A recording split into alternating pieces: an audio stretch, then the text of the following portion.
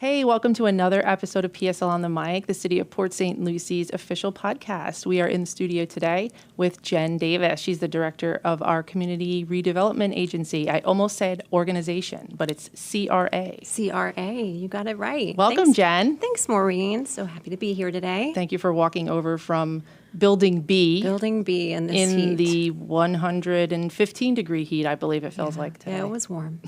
It was warm. Well, thank you for joining us. This is our fourth episode. We're very happy to have you here with us today. Happy to be here. Our chat is going to be about City Center. Yes, ma'am. Before we start, I want you to explain a little bit first about what you do as director of our CRA, and also, what's a CRA? What's a CRA? So a CRA for the City of Port St. Lucie is the Community Redevelopment Agency, and that is defined under Florida statute. So it's a very specific set of criteria that are defined to set up community redevelopment areas, which are CRAs also. So that couldn't possibly be more confusing, right? But in the City of Port St. Lucie, we have 4 community redevelopment areas. So our CRA agency oversees the areas. Okay. And the board for that in the City of Port St. Lucie is our city council members. So they serve as board members for the CRA. So you'll see sometimes I have to have a separate meeting to bring updates to them or transactions to them because they need to act in that capacity, which is different from their city council capacity. Right. So the CRAs in the Port St. Lucie area, we have the Eastern CRA, which is what we call our original US 1 corridor CRA, which is what we'll talk about. We also have East Lake Village, and that was an enclave that's kind of over on the east side, right off of Leonard and Hillmore. So that's Woodstock Trail kind near of there, right? Yep, yep, runs around through there. And then we have our expansion district, which runs down Port St. Lucie Boulevard from US 1 to the river, and you get the port in there too. So, those are 3 eastern CRAs. And then a lot of people are familiar with our western CRA, which is Southern Grove, and that's where we've had a lot of activity lately with our Been jobs. in the news, yep. Yep, jobs corridor, a lot of the building going on out there. So 4 different areas. Right now, I'm a department of 1. Yay! Or no? Yay. No, it's all good. Okay. All good. So when I started with the city 4 years ago, I came on as a project manager. And then as the time progressed and as, staffing changes, I was able to take over the role as director earlier this year, which has been an amazing challenge, great opportunity to continue working on these projects for the Port St. Lucie. So looking for help, So at some point, it'd be nice to plug. No, but it really good. It keeps me busy. So between what we have going on, and we'll loosely use the term the tale of 2 cities. So we got everything that's going on out west, which is amazing and fun and kind of, a lot of sexy things going on. Lots of growth. The giant heart going in, just a lot of good stuff. And a lot of those improvements aren't even like city initiated. So they're things developers are doing. Okay. But they do fall within our CRA area out there. So one of the strategic goals for the city has consistently been to invest on the east side and revitalize the east side of Port St. Lucie. So between the Village Green Drive corridor, the city center master planning, and the Port District, those are kind of 3 big ticket items that are coming to, Port St. Lucie. And we like to say, it's coming to Eastern Port St. Lucie, but it's really for everybody. It's not just for those on the east side. It's for everybody.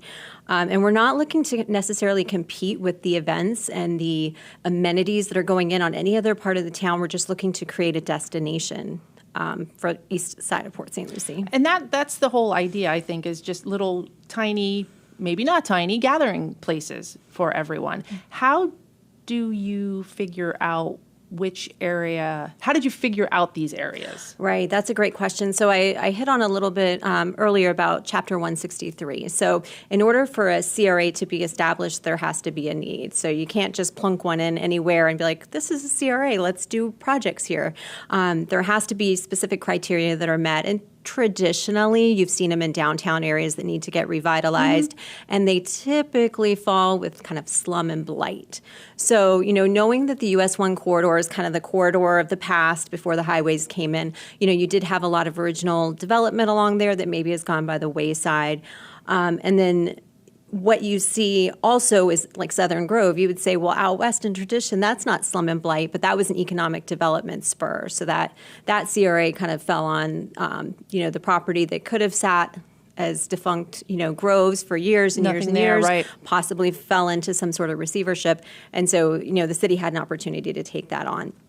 So with the eastern side, this project for City Center was really the anchor of how that development on the east side would go. And I think, looking back, that plan, that was, it was created in 2001, so it's been a minute. Right? And City Center, that area was one of the first. It was the reason, really, right? Right, for that project. So the city, created this agency, created a plan for the US 1 corridor and said, great, we're going to do this, big project. And it really tied in with some development and a developer that took over the Village Green shopping mall, for those that have been here for a while, the outdoor shopping mall. And so there was an agreement made where, the city would do some improvements and the developer and kind of they went in it together. But timing-wise, if you think about the market and, 2005 to 2010, how things played out, the developer started on their journey but wasn't able to finish it. So the city went through and finished our obligations under that agreement. So we built the infrastructure that you see out there today, and with the Civic Center building, so we'll go into that as well, and the parking garage, which was going to be one of 4 parking garages on this site. So we filled our obligation, but the developer didn't.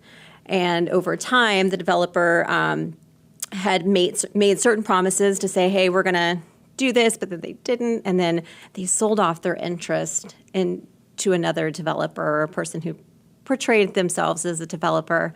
And then the property got held up in receivership because that second developer really was fraudulent. And there's a long sordid history there. There sure is. Right. And so, a lot of people have looked at this property since 2015 and been like, hey, city, what are you doing about it? But until last year, until 2022, we couldn't do anything about it. Most of the property out there was held by the Securities and Exchange Commission, and it was really tough because from a redevelopment side, we wanted to see something happen to it. But over the years, the debt obligation on the parcels just kept growing and growing and growing. So for every year that developer didn't pay the taxes on the property or the special assessments on the property, that pile just kept getting larger, and it was like $47 million. So, and what happens with that pile of money that's building up? Yeah, it's owed to somebody. Right. So our team got together and we said, hey, look, we have an opportunity here. A majority of that $47 million was owed to the city. So, hey, we have the ability to look at what's owed to us from the past and decide what we want to do with that. But we had a lot of other people that were owed money with the county, the school district, the fire district, Children's Services Council. I mean, there was a myriad of agencies who were on your normal tax bill that you see. I was going to say, we just discussed this the last podcast. Right. So for every year and for every one of those parcels, those taxes weren't paid. There were tax certificates. There were 53 tax certificates on the parcels. So, wow. So our receiver that we were dealing with said, hey, if you guys want to buy it, that's fine. It's going to cost X dollars. And by the way, you need to go settle all these debts. I will not sell it to you unless all these debts are settled. So we spent months, our project team spent months and months negotiating with all of the different taxing authorities and coming up with agreements. And this was something nobody had ever really crossed. It was a labor of love for a lot of us. But to get to the finish line, it was early in March in 2022 that we were able to close on the parcels. And I tell you, it was a big sigh of relief. And it really just kind of closed that chapter of the book of what was the old city center property to the new chapter of what we're entering into now. I remember that day, former city manager Russ Blackburn, that was just, it was the light in his eyes when that happened, and he was telling everybody about that. Yep. It's amazing, and it's good for the city. It's good for staff now, but most of all, it's good for our residents. Something's going to happen now. So that was a little bit of history. It was very shortened history of City Center. We could talk for days about how it went down. Yes, let's not get into the dirty part of it, but. Let's go over a little bit about the difference between, I don't want to say the difference. A lot of people, when you ask them, hey, this is what we're doing with City Center. We have such, there's good ideas floating around here. Oh, Civic Center, the Civic Center, right? And we have to explain to them, no, there's actually a difference. City Center is an area. Right. of parcels, and then there's the Civic Center. Right. So, yeah, I would say there's a lot of language that gets thrown around and couldn't possibly complicate it more that now we have the Mid-Florida Event Center. Right. Right. So we have conversations. So I would say if you've been around and have followed this journey, the Civic Center is what was built. So it was intended to be a civic building. It has a recreation component, which is incredibly successful, and as well as the what we call the event center side. So when the Civic Center was able to negotiate and get a company in there who is willing to sponsor and pay for the naming rights, it kind of evolved into this event center. And let's see how we can get it to like that next tier of being a destination for events. So City Center, you're right, you mentioned is kind of the property around it. And I typically refer to it as the quadrant. And that's really... Oh, that's a good way to put it. Yeah, the quadrant. So it's US 1 and Walton Road over to Village Green Drive. So kind of like, it's that little shape right there. There's some parcels in there that aren't owned by the city, or aren't in necessarily part of it. But we've got the 7-Eleven there, which is good. The tax collector office, a lot of people have gone in and out of there.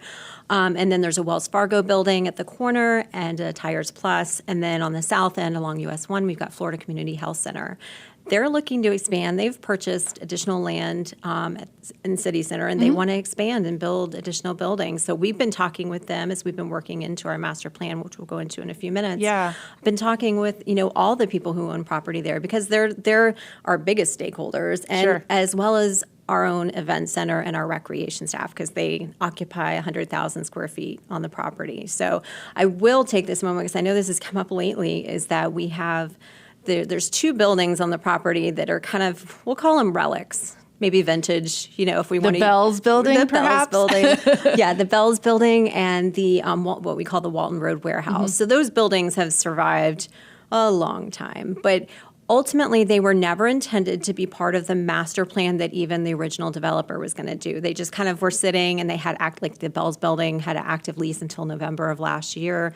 So they were active sites, and we were using the Walton Road warehouse for storage for different things. I believe the Gator was stored there. The Gator for the was in there, right? The Gator was in there for a while, and we used it for generators for a while for utilities. So we've gotten very good use out of them. Both of those buildings are incredibly in disrepair.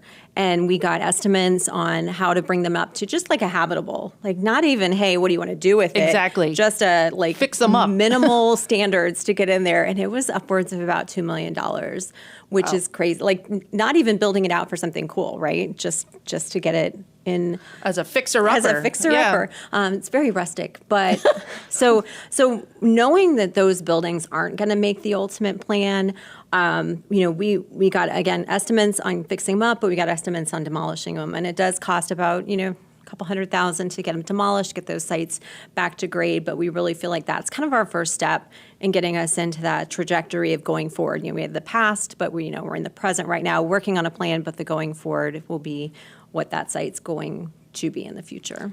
And St. Lucie County Fire District is going to be using those buildings right now or in the next few weeks to run exercises in the dark and stuff like that? They have been. We opened it up to our own police department to do some training exercises. These are not live burns. They're not burning down buildings, but they have simulated smoke machines and things like that because it's not often they get a building of that size. They may get houses here and there and maybe some smaller structures, but to get buildings of those sizes to be able to run their crews in and kind of, train, I think is an amazing opportunity. So they have an agreement through the end of August to, do the training as they need to. We're working with our demolition contractor. So as soon as that license agreement kind of expires, then we can move forward with the demolition, which I think really is just going to just start turning the switch to move forward. That's like, wow. Those buildings, I've been in the area since 1998, and I remember going to the movie theater. Wasn't there a movie theater there? There was a movie theater. I will always get confused if it was there in Village Green, but I believe it was there. Well, it was by the Bells, the other side of the Bells building. I think it was, on the other side of it. And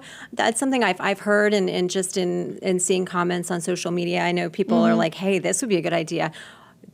Don't get me wrong, there will be entertainment solutions on that site and opportunities to do different things, retail, restaurants, some living, just entertainment. And we have had such a successful event space there. They've been able to use kind of that open space.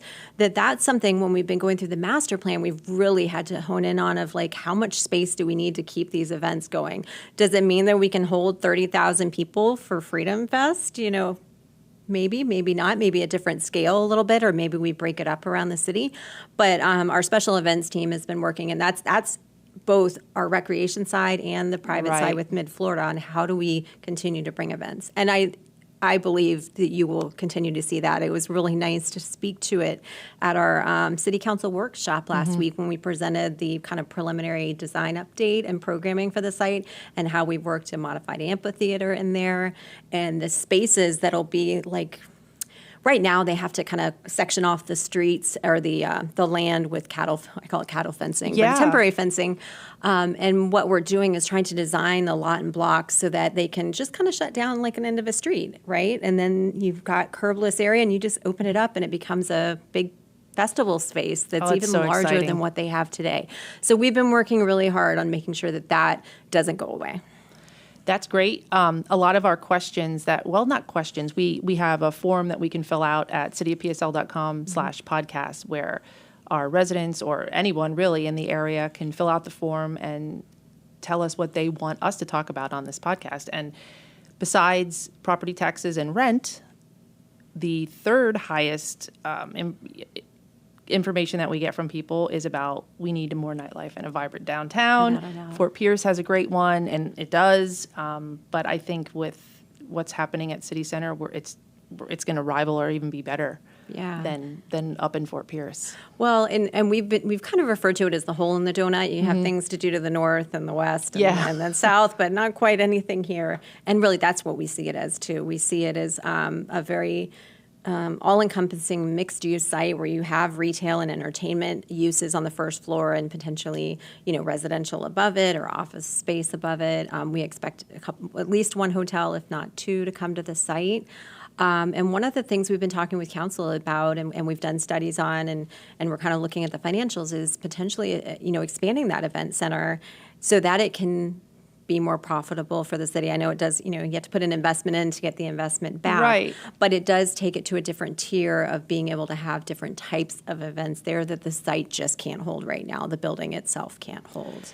Let's actually get into that a little bit about the City Council workshop and the new master plan that you guys presented out.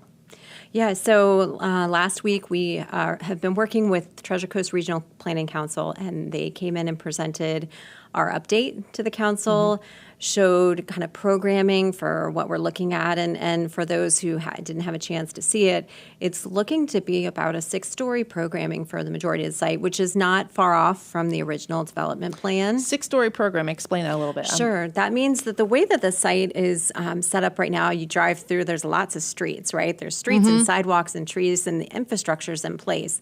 So the design team looked at that existing infrastructure and investment the city's already made and said, hey, what can we do with this to build upon it? And so they said, if you do a 1 or 2-story program on the site, it doesn't feel necessarily the right scale because you've got the way the streets are, it kind of feels like it's not big enough. But if you go too high, it's going to feel like you're in maybe like the tunnel effect.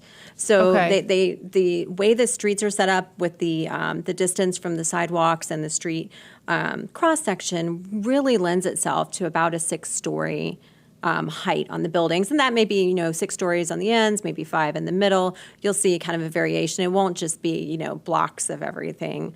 And so they tested each of these blocks to see, hey, what works on what block and how do these uses interface with each other, which is really important because you want to have complementary uses so that, you walk out your front door, you're going to go walk your dog over at the park, you're going to go down and get some coffee, meet up with a friend, and it all makes sense and you're not, out on the periphery working your way, and it's kind of all intermingled. It's all there. Okay. Yeah, and we really also took a good look at the green space. I think it's very important. Yes, because we have a lot of green space now, and we've been using it. how do we maximize that? So they've really done a good job and with the design in working, not pockets, because that's not the right word, but working, corner blocks in there with a lot of greenery and making it all interconnected. So when you look at it, it's just a beautiful kind of green space that ties in with the Woodstock Trail. And of course, we have other projects on the east side of Port St. Lucie that will eventually tie into like along Village Green. And it'll just, it really will become seamless. It sounds awesome. So is there what's the time frame on this?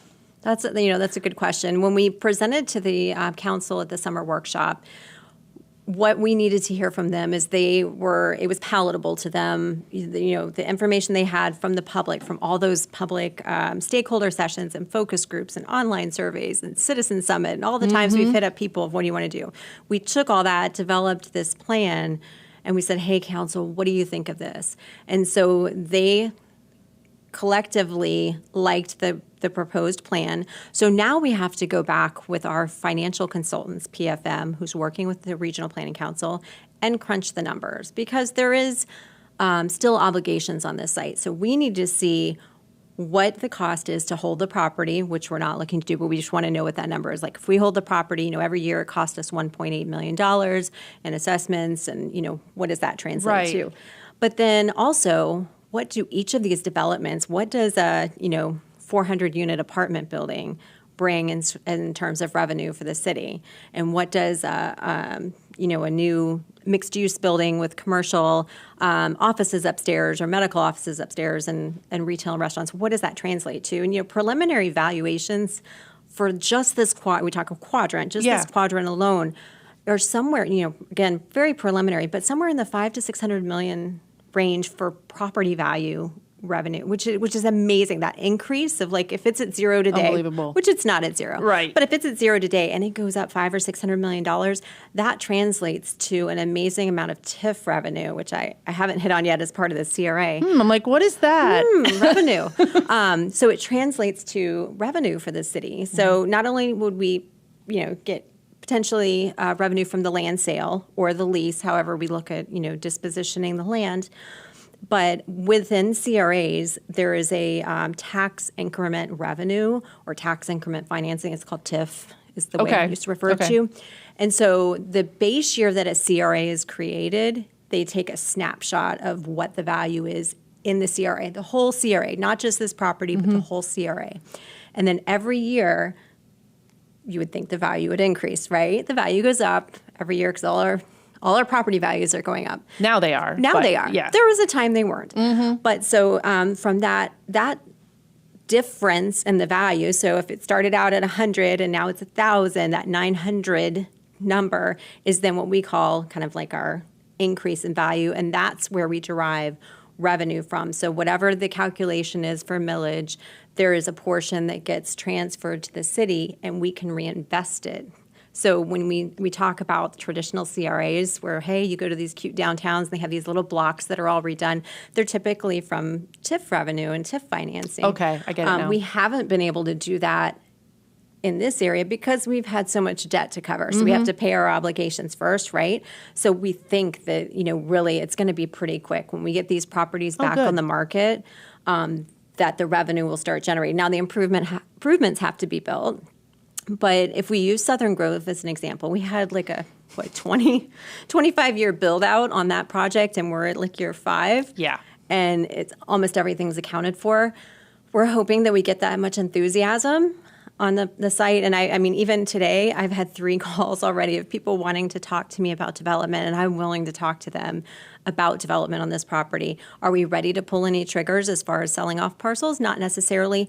But we want to understand the interest that's out there and how that will translate when we are ready to pull. And that's the benefit of the city having possession of this now is, we know what our residents want. We have these public meetings. We know what they want. So why not us have control of it and be able to tell developers this? Right. So, having a master plan is really important because it does provide a concept and a guiding document for us to work on. Otherwise, it's just, we've got some commercial property over here. But now we've kind of laid out, this is what we would like to see. This is what the people would like to see. This is what the market says the site can hold. Developer, what can you do for us? Right. So we don't know yet until we look at those numbers, which will be coming back probably, I would say, in September or so. We got a little delayed with our delay in the workshop timing. So probably in September, we'll get some financials. We can talk to the council about that. I'll be bringing it forward to a meeting. We'll have that conversation. And then there'll be a disposition strategy that'll be recommended that'll come out of it and say, hey, you guys should, take these blocks, let's say blocks 1, 2, and 3, and put those out to the market right now. Hold this block, for so many years or, for a certain use. And, we'll be going. I have a feeling it won't be for any lack of interest because we have so much interest in the property right now from every use. It's not just, multifamily apartments. We've got retailers who want to come in. We've got hotels who want to come in. So that's a good thing. It's a good thing to have so much interest when you're just, with it in your pocket, when you're doing your development and you're like, you've got everybody lined up. So it's exciting. Are they going to have secret names like they have in Southern Grove? What a great idea. I propose we do because those are super fun. They are fun. Those are typically reserved for economic development projects. Darn. But who's to say we can't do them? They are fun. Sometimes you have to keep track of them, though, because I was just in a meeting earlier today, and I won't mention any names, but it said Project Blank, and I was like, what is that project? And they were like, oh, it's this. I'm like, it's never been called that. That's the fun part, though, right? is totally unrelated words go with these projects. Right. What are we seeing and hearing from residents? I know social media is full of suggestions. We put out surveys monthly, I believe it was, for people to take your survey. What do you want to see at City Center? What are you guys seeing from people? Restaurants. Oh, let me guess. Cheesecake Factory. Put a Cheesecake Factory and a Costco and a Trader Joe's on the site and be done. No, and that would be amazing. Not to say that isn't. Those aren't great ideas. But why? But there's probably an opportunity to bring in. I think what I've heard is there's going to be an opportunity for us for local. We'd like to make sure that we even better invest in our local businesses. We have some great businesses here, coffee shops and breweries and all sorts of things, and we would love to see that on the site. Not to say that there isn't going to be some national branding, because we would hope that from a hotel perspective that we get one of those top tier brand hotels, not meaning top tier, 5-star hotel, but a top tier brand. Sure. You get those in. Yep. And I think that would do a lot too. So yeah, definitely restaurants. People want places to eat. People want places to go, like entertainment uses. We talked a little bit before about the movie theater. Those are, I think those have been reimagined now. You don't see since them COVID. Right. And you don't necessarily get this same big mega complex like what you used to have. There's some smaller, more intimate venues, I think, that you kind of have, not luxury, but, it's a more comfortable seating. So you have that. I think, we've had a lot of people pitch us different entertainment uses on site, so different things. We've used the joke about axe throwing, which we think, it's such a funny thing to say, but it's been very huge. It's been very popular. Not to say that is what would go on the site, but I'm saying things to do. You had the bowling and the axe throwing, or the other entertainment uses that you go out and you have, some drinks and dinner, and you go play for a little bit. And whether, it's not just about kids anymore. It's like adults wanting to go and do some fun things together. So team building, right? Is that what we call it when we were adults? I think so. I think so. What was the place, remember, we went to? And did you go to the place in Denver at All America Cities? I did not. The Meow Wolf. Woo. Yeah. That was sensory overload. Wow. Yeah, I'm not sure that place was huge. It was sensory overload. That would take overload. Up 2 maybe of those of our city center blocks. Yeah, but we have, it's funny. We've had in our public meetings, there has been everything from leave it all green and keep it grass to give it to Hard Rock and have them put a giant hotel, guitar hotel on the site. We had this for SeaWorld. Somebody mentioned SeaWorld. And it's not that any of those are bad ideas, but there is definitely a place, in the state and in the regions for those things. Someone wanted a SeaWorld? Oh, yes. Oh, wow. Yeah, Okay. so we've had a lot of amazing ideas of people coming in. So I think what you're going to see is, the residential component, the retail, which, restaurant and retail. You'll see some office use. Office use isn't like what it used to be in the 80s, 90s, and 2000s. It's definitely changed with COVID and how people approach their office space. It's more flex space. Again, the hotel use. But really, I think the city and the council are very invested in their residents and even their visitors that come in. And the cultural uses will be really reserved or enhanced even going forward. What are the next steps now? What are the next steps? So it's not soon enough, but so like I said, we're going to finish up the master plan, which will be crunching numbers on the financials. We'll bring that back to City Council in a public forum, so we'll have an opportunity for people to see that as well. And then once we have that plan adopted, there are some things that we'll have to do from a CRA perspective. We have to do modifications to plans. We have to make sure that guiding document, the conceptual document for the site, we have everything in place from a planning perspective so that those development activities can occur. So we don't want to shorten or limit what people do. We want to have it all ready and say, hey, public, here's parcel 1. It needs to be this. Tell me what you guys can do with it and go. And we don't have any hurdles along the way. So, which is different than what we've been dealing with Southern Grove, because we did have a plan, but we had a lot of infrastructure to still develop out there. So this side, east side, has all the infrastructure in place, and it's kind of like a let's go, let's get it done. The west side takes a little more finagling, totally has been great, but we had a lot of infrastructure to put in out there. Okay. What did we miss? We talked about a lot.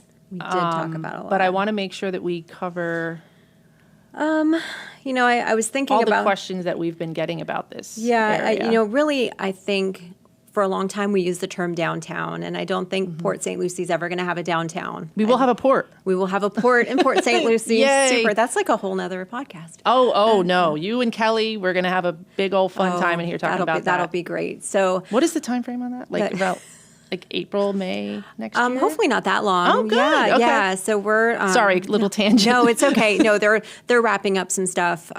We had a slight delay. We've had material delays that we've recognized, but we had some design things that we had to fix on the site. But things should be ramping back up really quick. And if you haven't been by there, I mean, it's phenomenal. They were out this morning. I opted not to go because I felt like I might be too hot and sweaty for you.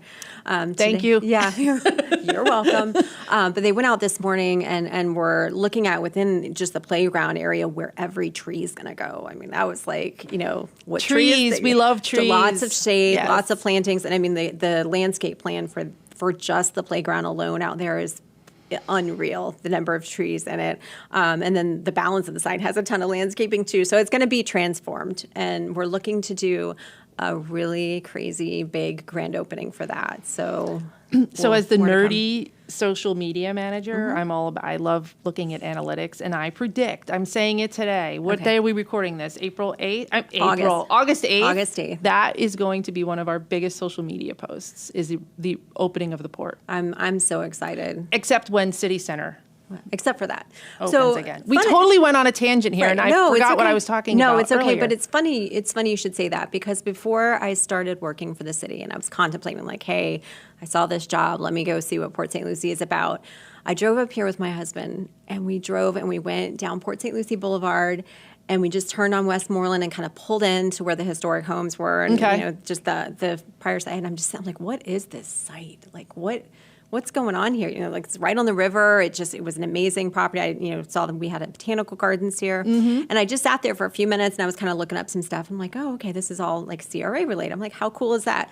So then we drove from there up Veterans and ended up right at the intersection of US 1, and I saw the older sign for the city center. I'm like, what is that? And so we kind of drove over. I'm like, what is this property? Oh my gosh. Like, it's just so funny that at that time, I was just contemplating like applying for the even position. coming here. Yeah. And it just realizing those two things were going to be the biggest part of what I've been working on, until, also adding in Southern Grove lately has just been amazing. And it's good to be part of something like that. And and I know that sometimes residents get frustrated that there's more people coming to Port St. Lucie, but there's a lot of, especially with the development out west, there's entitlement to that was done 20 years ago at least, you Yes, know. ma'am. And so the best we can do is make it the best development possible, because we can't stop them from developing what they're entitled to develop. And then the infill, which is, I mean, you've been here, what you said, since the late 90s. 1998. Yeah, the infill has been amazing too, which is good. You know, there's people probably who for 20 or 30 years had a vacant lot on either side of them and thought this is how life is, and now they've got houses. But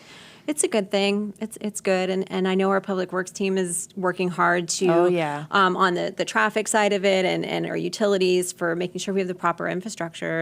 And that's, you know, all of these projects that we work on together as a team. This isn't just a CRA project. You know, this is what I think I got up and spoke, I mentioned when I spoke at the summer workshop, is just never have I seen a meeting where I have everybody, like from every department represented, and just it's so cool because this city center project really is something that touches every one of our strategic goals, even down to like the quality education. You know, we're having a meeting, I think it's now next week, about, you know, potential preschool that maybe could be incorporated in the site. So we're really just looking at how we can, you know, bring all of that to Port St. Lucie and all of that to City Center.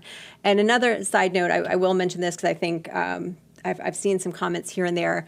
One is that we will have design standards that will come out of that master plan. So not only like what are we doing with the site, but how is it going to look? So we can set those standards for like what we want it to be. Amazing. Does it need to match, you know, what was done 20 years ago? Not necessarily. It needs to match like what our future needs to be. So that's going to come out of it. And then two, you know, probably have a new name for City Center. There'll probably be this, you know, where we truly do close the book to everything from the past. That's a great idea. And it comes with a new name. So maybe that's like a fun social media contest to name it. But we do expect there to be a big transformation in this, to be just a new part of Port St. Lucie. And again, not competing with what's going on out west, just making it, you can go out west one weekend, do something, come east another weekend and do something else. You know, how great is that you can kind of have that both in one city without having to leave? Well, I am so excited for our residents. I'm so excited for staff.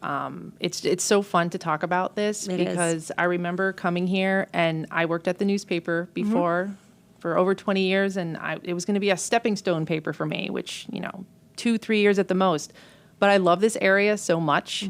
And I knew it was going to grow, and I love being part of a big city. So I hope that our residents, that we are growing, and it's frustrating to see, like, lots of traffic on the roads, but just know that we are going to have amazing areas in this city in the next couple years, I hope. And there's just going to be tons of different things for everybody to be doing. Gosh, you know, we've used that analogy of like we're kind of in that teenage years of life here because we've outgrown kind of our things that we had when we initially were born in the 1960s, but we haven't grown into our adulthood. And I really think that's going to happen in the next few years, not just with these projects, but with everything you see going on in Port St. Lucie. So we're in the awkward teenage years, right? Right. It couldn't be more awkward. The best part is like that would be what, 80s for me? Right. Maybe? Who's counting? Greatest time of the year. Yeah, but I think we'll be something great. And if our residents and our visitors can just hang in there while we get to that point, we're bringing them something great.